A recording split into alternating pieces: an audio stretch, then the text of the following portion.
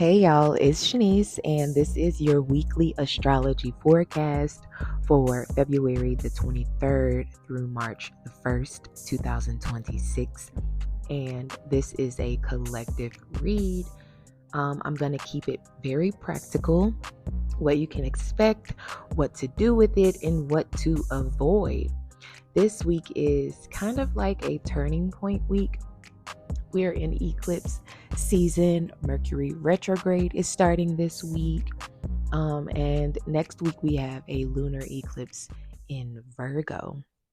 So this is literally a turning point week. You might not notice what this eclipse season is manifesting for you right now, but by the end of this week, you should start to see it manifest. Sorry if you hear any background noise. My cats have been super active for a week, and I also like to record with my windows open. So if you hear any background noise, I do apologize. But back to the episode. So this week is a turning point week. It's giving nervous system, timeline pivots, and truth-telling type of energy. Again, Mercury is stationing retrograde in Pisces. So that's influencing this energy along with eclipse season. So we also get a big shake up with Mars in Aquarius squaring Uranus in Taurus. So let's start with who's affected most this week by the astrology. So this is the part that is the fastest way to know if this week's going to hit you the hardest. If you have any personal placements, that's Sun, Moon, Rising, Venus, Mars, and Mercury near these degrees that I'm about to mention, you'll feel it the most. So the first set of signs are fixed signs between 21 and 27 degrees. That's Aquarius, Leo, Taurus, and Scorpio. This is where we get that plot twist energy from that Mars and Uranus square. So that's a bit of change, some pressure, and a need to adjust fast with that Mars energy. The second set of signs are mutable signs, 18 to 22 degrees. And also around the 9 degree of mutable signs with that North and South Node energy. So the mutable signs are Pisces, Virgo, Gemini, and Sagittarius. This is your clarity through confusion type of zone. Pisces is really loud this week. So themes of intuition, fog, endings, healing, and spiritual reality checks come to the forefront this week for mutable signs or people who have heavy mutable energy in their charts.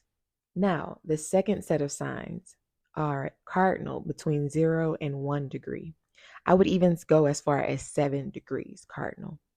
That's Aries, Cancer, Libra, Capricorn. This is a brand new energy. The beginning of Aries degrees can feel like, okay, we're not doing this the same way that we've done it before. We're not doing old things anymore. So you could feel that energy starting to bubble up this week if you have any placements at the early degrees of cardinal signs, that's 0 to 7 degrees, Aries, Libra, Cancer, and Capricorn.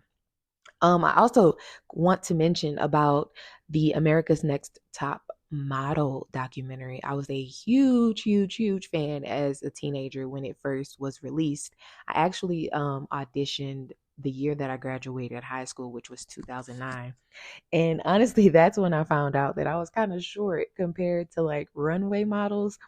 And I kind of gave up on my modeling dreams because I was like, I just didn't want to fight through all of the drama and people making comments about my height or my shape. I've dealt with that my entire life, growing up very thin as a Black girl in the hood.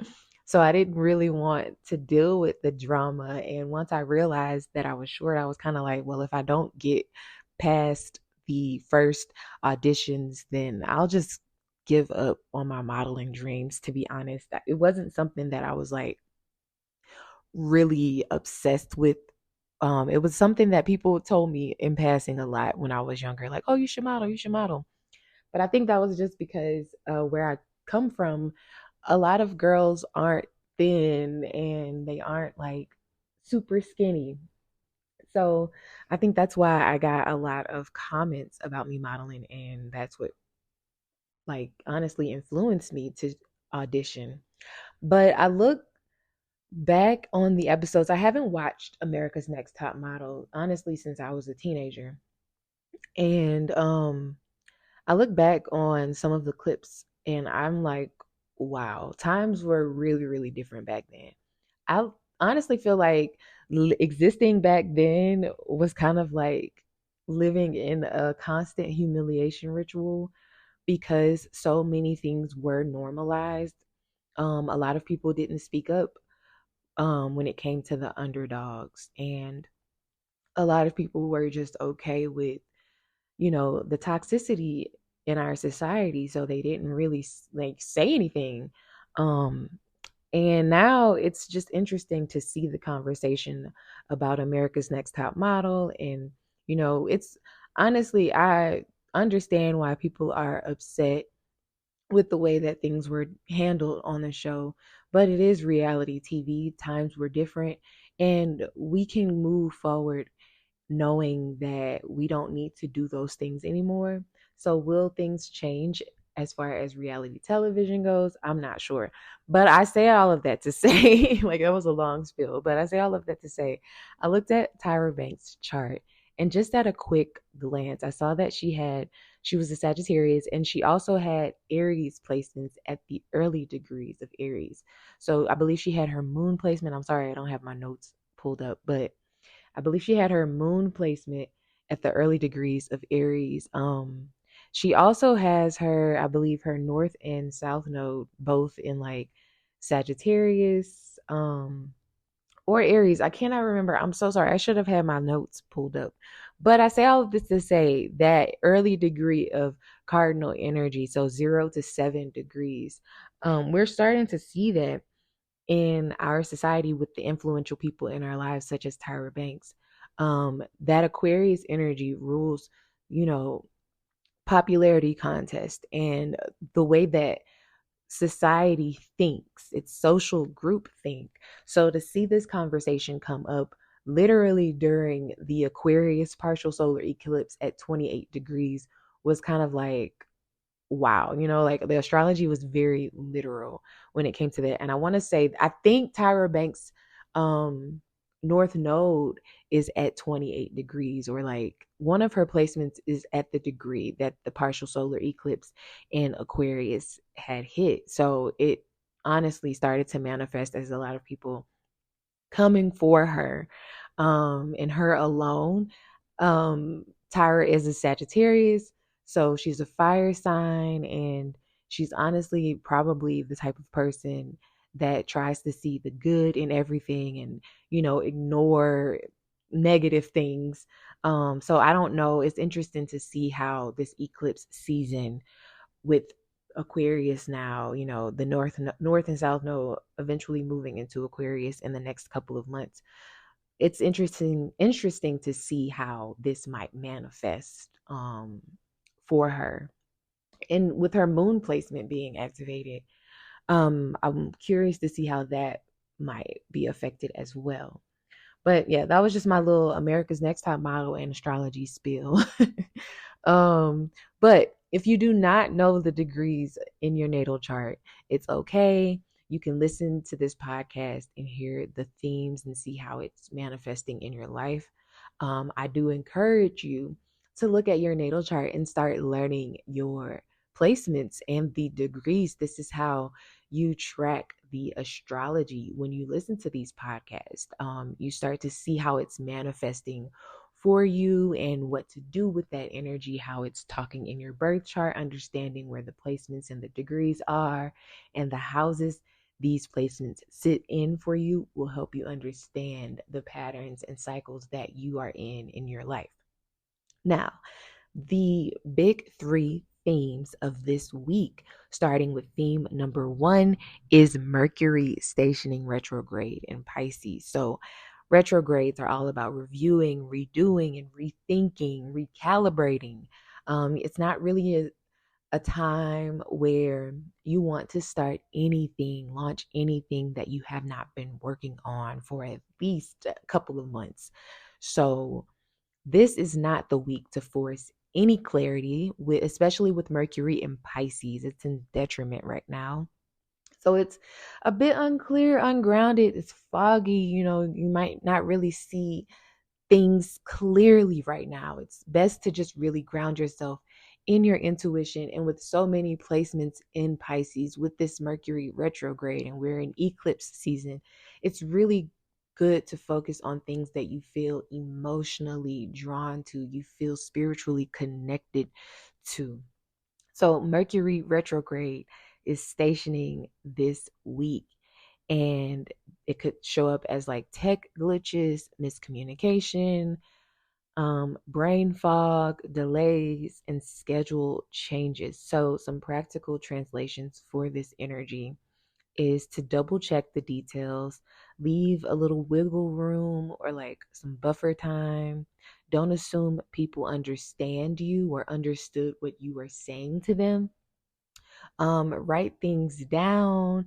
And if you're emotional, wait before sending any form of message.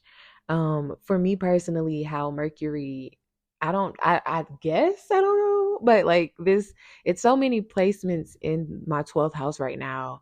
Pisces is my 12th house. I'm an Aries rising. And honestly, like the day before Pisces season started, I started to feel extremely tired.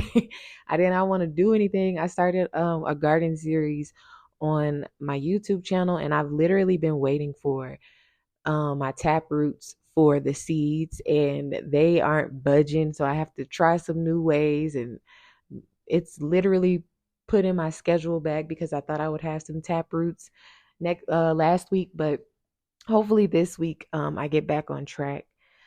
But yeah, this is how this is manifesting with that 12th house energy for me. So look to see where Pisces is in your birth chart. And this is where you probably are starting to feel really unclear. You're redoing some things, recalibrating, reworking some things. Just pay attention to your Pisces house for the next month or so. Now, theme number 2, Mars squaring Uranus. So Mars is in Aquarius, Uranus is in Taurus, and this is happening at 27 degrees. So this is a sudden shift. This could also show up as like some sort of impulsive energy. This is the snap type of energy. Sometimes it can manifest as a breakthrough. Sometimes it can manifest as like some chaotic energy, but it can show up as sudden news, sudden changes, sudden decisions, or your body's screaming, I need space. With that Aquarius and Taurus energy manifesting. So some practical rules for this transit, this Mars square Uranus transit, is to don't make not to make any permanent decisions in a temporary adrenaline spike. Drive carefully, be careful in the kitchen as well. With Mars activated, Uranus activated, it could be like some accidents and burns and things like that. And also protecting your schedule, protecting your peace, being flexible and not trying to control the outcome of everything can really help you this week. Be flexible and try to be open to like sudden changes and pivots happening. And the last theme of the week is it's a Pisces North Node type of week, with the sun forming a conjunction with the North Node this week. So it's a lot of truth and just surrendering, also spiritual auditing. Um, so this is like the week that has a bit of like karmic and fated energy in it. Pisces wants what's real for the soul, what feels spiritually aligned and connected, not what looks good on paper or to other people. So some practical translations for this Pisces North Node activation this week. Some questions that you can ask yourself. Or what are you ignoring because you don't want to feel it? What's dissolving because it's outgrown? And what do you need to forgive, release, and simplify? So, how to use this episode so you don't become overwhelmed and, not spiral this week, especially with that Mars-Uranus activation.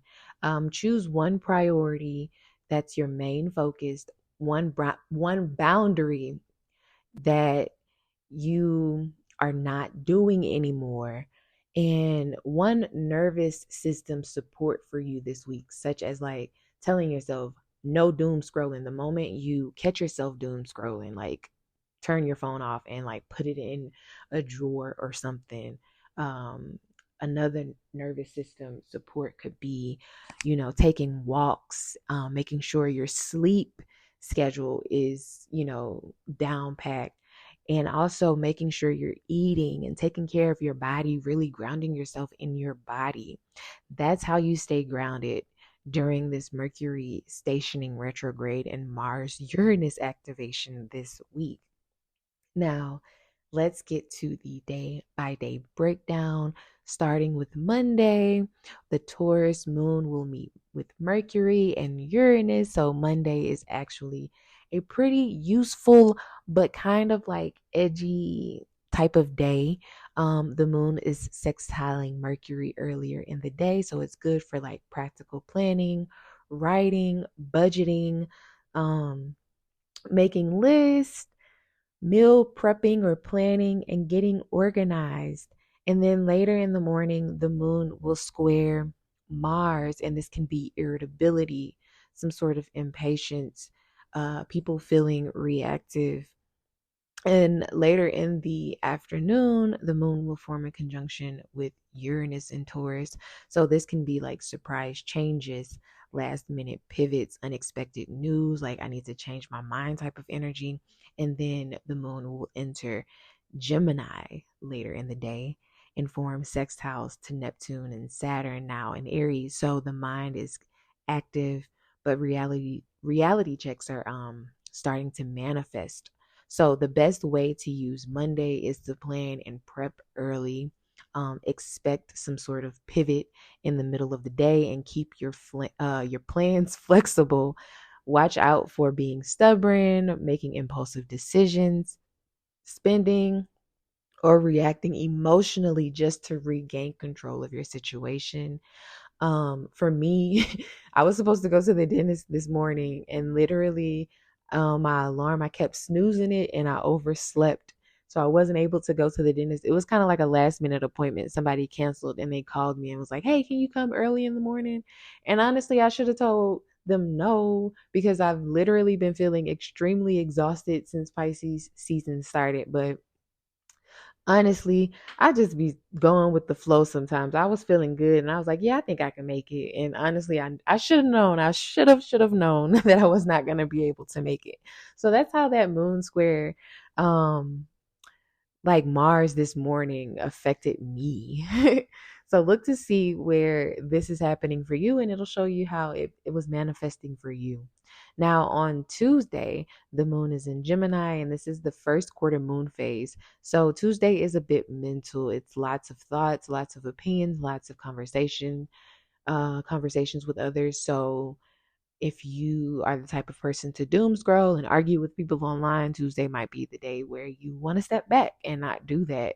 The moon will form a trine to Pluto when most of us are asleep, and then it will square the sun when we are waking up. So that's that first quarter moon phase hitting us when we wake up. And then later in the morning, the moon will square the North and the South Node in Pisces and Virgo. So this is a lot of pattern recognition and starting to really get like some deeper insight on your situation. This can also cause you to like want to make some sort of change or action towards the situation. But be like careful about it, be more intentional about it. And then it's like in the middle of the day, you might have some sort of conversation that will bring you to some sort of crossroad and feeling pulled between like your intuition and your logic. So the best way to use Tuesday's energy is to choose one decision to move forward, write down what you actually know versus what you assume, and be careful with gossip or oversharing on Tuesday. Watch out for like spiraling and doom scrolling or overthinking. Arguing just to be right instead of asking questions is what Tuesday might manifest as. So if it's not a clear yes, it's a no for now. So just, let things be on Tuesday. Try to avoid those heated conversations and trying to be right and get people to see your point of view. Now, on Wednesday, we still have the moon in Gemini, but Mercury is stationing retrograde later in the day. So we'll probably feel this all day on Wednesday. Wednesday is where the week starts to feel a bit louder. It's not really in a bad way. It just feels really busy and chaotic, especially with the moon in Gemini and Mercury in detriment in Pisces. So the moon will square Venus. It will square Mercury, that Pisces stellium we have in the sky right now. Venus is in Pisces. Mercury is in Pisces. And this is early in the morning when most of us are asleep and or waking up. So we can wake up feeling really sensitive about love, money, our self-worth, and like what makes us feel safe and comfortable. We could also have some misunderstandings or like wrong assumptions. You could also feel very overstimulated waking up on Wednesday. But later in the day, there's a bit of like productivity boost and like potential for some honest reflection and some honest conversations.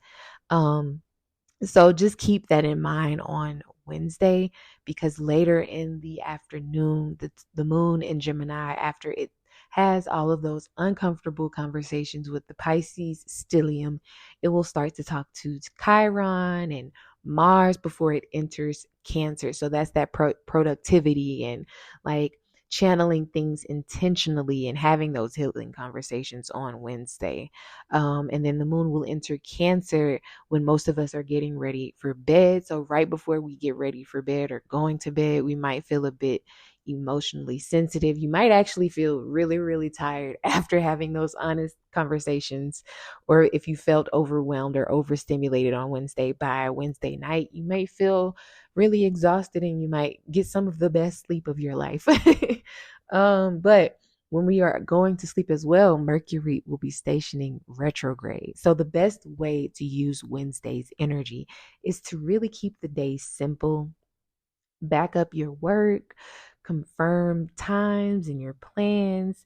If you're emotional, don't interrupt everything, or not interrupt, interpret everything as a sign, or like, don't really try and like get through those emotions and like numb them out. Really sit in them and, don't try and interpret it as a sign. Just pay attention to the feelings that come up. Now, watch out for mixed signals, romanticizing some situations or someone, and making big declarations late at night. Like, really take this week easy and slow. Don't text your whole life story late at night, or don't like, tell all of your business, overshare on not Wednesday. Wednesday. I'm sorry. Wednesday. Like Wednesday is a very mentally active day, mentally overstimulating day. And it could also feel really emotionally porous and sensitive with Mercury at a standstill, beginning to station retrograde later Wednesday night. Now, Thursday, the Cancer moon is offering us some stability with its activations to the North and the South Node. Now, early on Thursday, when most of us are asleep, the moon in Cancer will square Saturn. So this could feel really heavy. Again, feeling really, really, really tired. Wednesday into Thursday looks like some really good sleep, catching up on some really good sleep, or like, not really feeling, I don't know, you're feeling mentally overstimulated potentially on Wednesday, but by the end of Wednesday, headed into Thursday, feeling more calm, more stable. Pay attention to, like, make sure, don't be like me this morning and snooze and sleep through the alarms.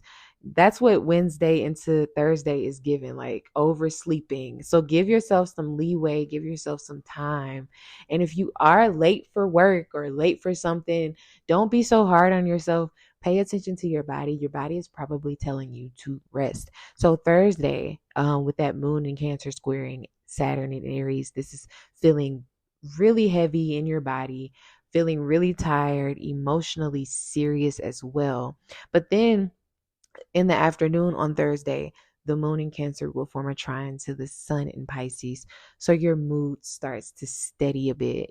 This is some supportive energy, especially for home, nourishing yourself and doing some self-care. And then the moon will trine the North Node and sextile the South Node. So this is some sort of karmic alignment and your intuition potentially feeling more clear. So the best use for Thursday's energy is to nurture your body, reset your home space, choose some emotional maturity over emotional reaction, and do the boring thing, like do the boring stuff that helps you feel safe and grounded in your body.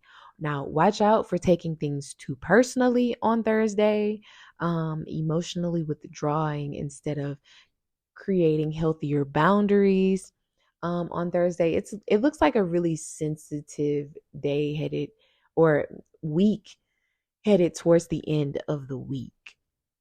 Now, Friday is one of the big days of the week with that Mars in Aquarius squaring Uranus in Taurus, and then the sun forming a conjunction to the North Node. So Friday is the day to treat with respect. It is almost like an emotional or energetic shockwave, like sudden changes. You might suddenly feel angry. You might have to make sudden decisions. It can be also like breakthrough type of energy, but it can also be chaos if you are reckless with that Mars and Uranus energy. So that's Friday morning. So just ground yourself, do something that really brings you comfort and stability in your routine on Friday morning. And then again, this is all happening in the morning. Mars squaring Uranus, the sun forming a conjunction to the North Node. So you might wake up feeling restless, or there might be some sudden pivot changes, but the North Node and the sun conjunction is offering some sort of alignment. It's putting a spotlight on something that you need to align to. So it's showing you something that some direction that you need to take, even if it is subtle. So pay attention. Uranus, even though Mars is squaring Uranus, Uranus is the energy of breakthroughs and like liberation and freedom. Is trying to get you to be really authentic to something that you might, not really be authentic in. And then later on Friday, Mercury in Pisces, which is retrograde right now, will conjunct Venus, which is in Pisces as well. So this is a soft type of energy. It's very compassionate, really creative, but it's also like over idealizing or romanticizing. So make sure you are keeping it real on Friday. The moon is in Cancer all day. It can show up as like having really big feelings, big needs. Um, and then it will trine Venus and Mercury in Pisces. So this is supportive conversations, some tenderness. And then the moon will square Chiron.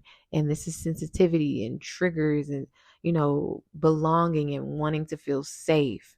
So plans can shift on Friday. So Friday's best use is to build extra time, creating some sort of buffer in between your plans. Avoid confrontations. Keep your schedule as light as possible. Do not rush. Choose like grounded actions over impulsive ones. Friday is a really good day to stay in your routine and be flexible within that routine. You might find a new way of doing something on Friday if you stay grounded in your routine. So Friday's mantra for me personally is I can change my life without blowing it up. I'm ruled by Mars. I don't know what Friday is bringing for me. I'm an astrologer and I can see like kind of what's going to happen, but I have like my predictions, but I'm not always 100% sure on how this energy might manifest. So I'm hoping that it's a good positive breakthrough for me on Friday, and I hope it's the same for the people who's listening to this as well. Now, Saturday the moon enters Leo. And Saturday has like a big spotlight type of energy with that Leo energy coming into the forefront. So the moon is entering Leo, and then it will trine Neptune and Saturn. So imagination and realism. It's like you're getting grounded in the actions that you need to take. You're starting to see your dreams come true. That Saturn and Neptune conjunction that happened last week is literally a conjunction that represents, the things that we over idealize and romanticize and dream about. It's showing us the practical, realistic steps that we need to take to obtain those dreams. And so on Saturday, this energy, when the moon enters Leo and talks to Saturn and Neptune and Aries, we're starting to see the actions that we need to take. Our dreams are starting to become more real, more grounded. And we'll probably be asleep when the moon is trining Saturn and Neptune, but we are waking up feeling our dreams, come to reality, and what steps we need to take to make those dreams real. Now, the moon will oppose Pluto, and this is changing something, transformation. So whatever it is you are noticing and how to manifest your dreams into reality, you are taking the steps, and it might be a bit, jarring or a bit intense or scary at first, but fear, we don't work in fear, we're overcoming fear. So like that energy is asking us to really change and step into who we really want to become in order to create our dreams. And it's asking us to embody the person that we are becoming, in so many words. So the best use for Saturday's energy is to be creative, express yourself, really tap into like some creative outlets that you might have. Keep your pride out of your decision making and let truth be truth without turning it into like fighting and war. So watch out for like ego battles on Saturday, control issues, obsessing and doom scrolling. If it's triggering you on Saturday, it's showing you where your power is leaking. So pay attention to that and call your power back. Now, Sunday, the last day of this week, March 1st, Sunday is a very healing type of day, but it's asking us to heal through bravery. So the moon in Leo is forming a trine to Chiron in Aries. This is a beautiful aspect for confidence repair, choosing self respect, doing something that rebuilds your trust in yourself, gentle vulnerability with the right people. So, the best way to use Sunday's energy is to reflect what you've learned so far this eclipse season or this week. Choose one habit to protect your peace going forward and recommit to your boundaries. Sunday is a really healing type of day. Now, some days that you can watch out for this week is Monday, late in the morning, afternoon, is irritability, sudden pivots. Wednesday, daytime and late in the evening, miscommunication, some brain fog. With that Mercury stationing retrograde energy.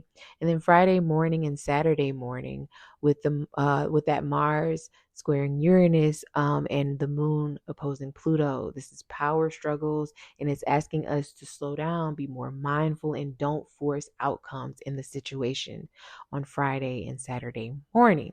Now, we do have some very powerful windows or some useful energy this week. So Monday morning, planning, grounding yourself.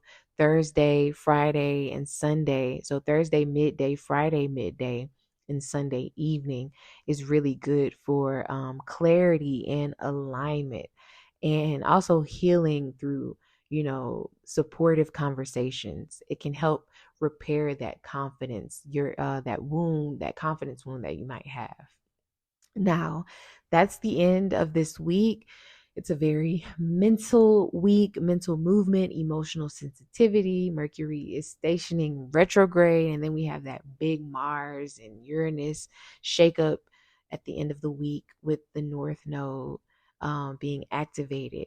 So this is a very mental and emotionally sensitive week, but pay attention to your body. Make sure you are grounding yourself in your body and not trying to numb whatever comes up, whatever comes your way. Make sure you are implementing healthier boundaries and doing things that keep you grounded. So, if this episode helped you, make sure you are subscribed. Weekly forecasts drop every Monday, and I'll post short form reminders eventually on Instagram and Facebook. I'm working using this Pisces season to get all of my content routines together, so prayerfully that works. And by the end of Pisces season, headed into Aries season, you'll see a lot more short form content from me on Instagram. Make sure you are also dropping a comment and telling me your placements in the comments if you have any placements with the placements that I've listed in this episode. Make sure you drop it in the comments, and let's talk about how this is manifesting for us, because that's where this week is going to get loud for you. So again, thank you for listening, and I hope that this helped. If this helped you, make sure you hit that subscribe wherever you are listening to this episode, and I'll see you guys next week. Peace.